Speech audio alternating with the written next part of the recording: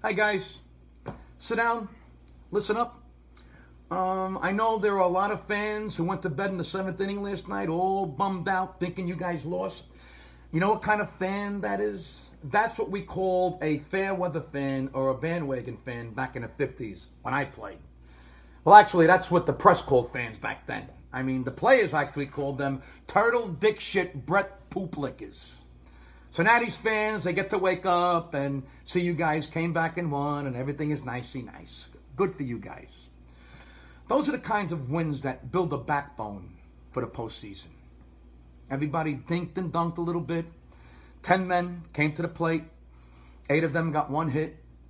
Hicks and Andujar with a big home run, and of course Walker with the death blow in the bottom of the 9th. The only 2 guys not to get a hit was Torreyes, who was working his way back from the DL, and Bird, who was working his way back from the donut shop. And we did what we had to do on the mound also. All in all, guys, a solid game with a huge comeback. Way to go. Okay, I need to let you guys know that we made a deal with MyBookie again this year. So don't be surprised if you see some shady characters walking around the locker room and a dugout for the rest of the season. My mother-in-law made over $30 million last year with MyBookie. So she is now retired and is living somewhere in an island in the Mediterranean. But she taught her daughter Lucy everything she knew about betting. So Lucy will be making the picks this year. So Lucy is going to MyBookie and putting in the promo code VYankees and is taking the Yankees tonight. Why? Well, according to Lucy, and I quote, "I like CC on the mound at home, especially after what he did against the Sox the last time he pitched. Also, take your laundry down to the washing machine because I'm not carrying your socks and underwear, you smelly animal," unquote. So there you go. MyBookie, the Yankees, take the Yankees. You know, guys, it dawned on me the other day that you guys are so young that you really aren't students of the game like most young people today. So I want to start to educate you so you can learn to appreciate the history of baseball and the role you play in it. The Chicago White Sox is a good place to start. You see, guys, back then, they named teams after Sox. The Red Sox, the White Sox.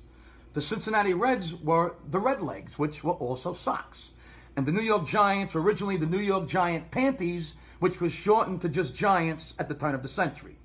The White Sox used to play in Comiskey Park, and then it was torn down, and they played in the new stadium, just like they tore down Yankee Stadium. And may whoever did that rot in eternal hell. But they are like the Mets to the Cubs in Chicago, which is unlike us. They had Schuler's Joe Jackson and won the series in 1917. They were called the Black Sox when it was said they cheated and threw the 1919 series.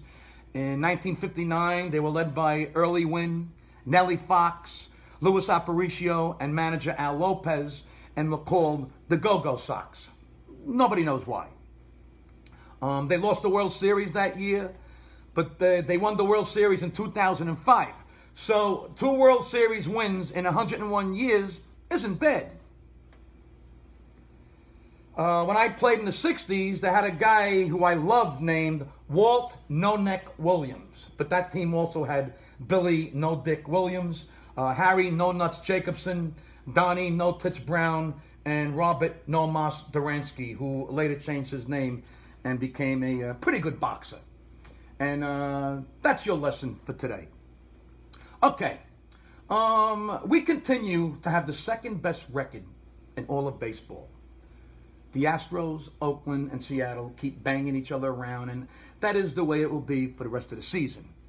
We are currently 6.5 back of Boston, and who knows, guys? We have 30 games left. And if we go 16-14, we win 100 games. Just keep playing hard, boys. Now look, I'm here to warn you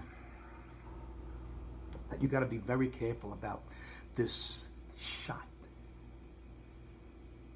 that you got at the playoffs, because like the Bible says, you ain't going to get a second chance. Well, what you guys need is a manager. A manager. Listen to me. I know. Because I've been in this racket for 50 years. I've seen it all.